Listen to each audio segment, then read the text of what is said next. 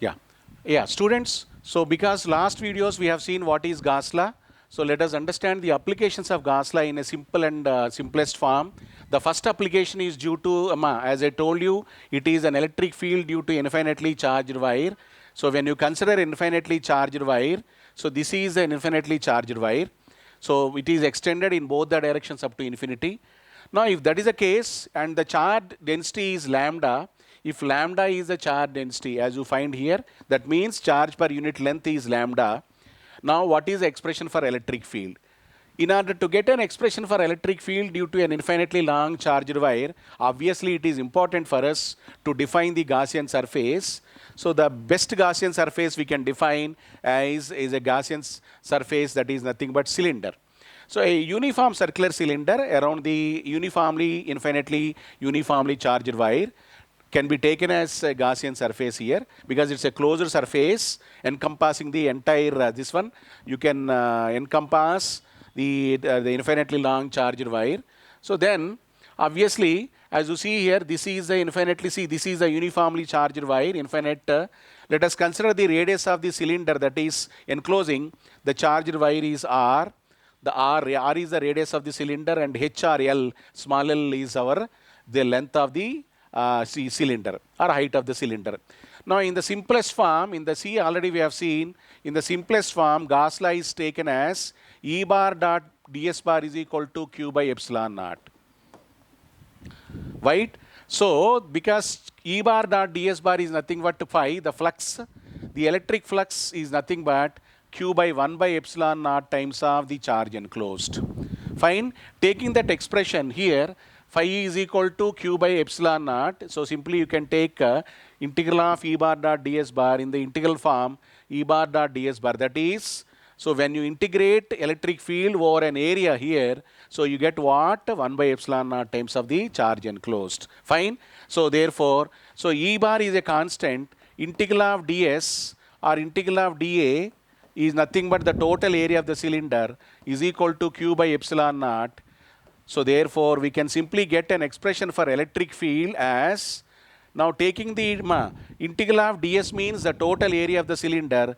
The total area means here we are taking the only circle, that is not the total area, rather it is area of the curved area.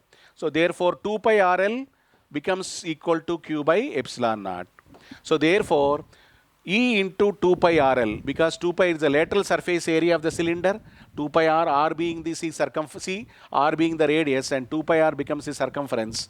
So 2 pi R multiplied by the L gives you cross C, the lateral surface area. So E into 2 pi RL becomes equal to Q by epsilon naught. But see, given the charge density, linear charge density is lambda, since lambda is equal to Q by L, so wherever Q is observed, you can keep lambda into L. So divide by epsilon, L can cancel. No, you can cancel both. Finally, you get an expression E bar as lambda by 2 pi epsilon naught R. So therefore, yeah. Therefore, the expression for electric field in the case of a linear charge distribution like an infinitely long charged wire, E bar is equal to lambda by 2 pi epsilon naught R in the basic terms. And of course, anyway, you can go for vector notation. The next thing is, the same when extended to infinite sheet. So the question will be like this: what is the electric field due to an infinitely uniformly charged infinite plane sheet of charge? So here this is a sheet I am taking which is extended in both C, which can be extended up to infinity in either side. So this is the uniformly charged sheet I am taking. But you may ask me, sir, what exactly here the Gaussian surface is?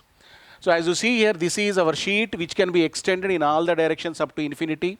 So therefore, the best Gaussian surface in this case can be taken as a rectangular parallel piped as it is passing through. As you observe, it is passing through a rectangular parallel piped, which looks like, see, a base cuboid.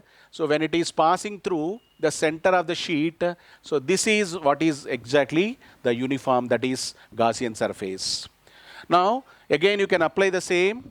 Again you can apply the same.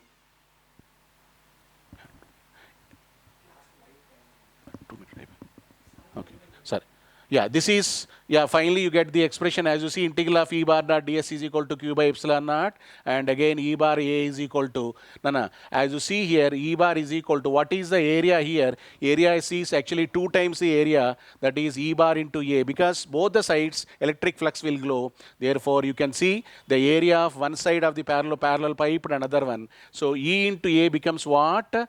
That is what? E into A is equal to Q in and epsilon. Q can be written as sigma by, because sigma into A, that is how you get the expression for electric field as sigma by 2 epsilon naught. Friends, we'll get the other expressions in the next class. Thanks for watching. See you.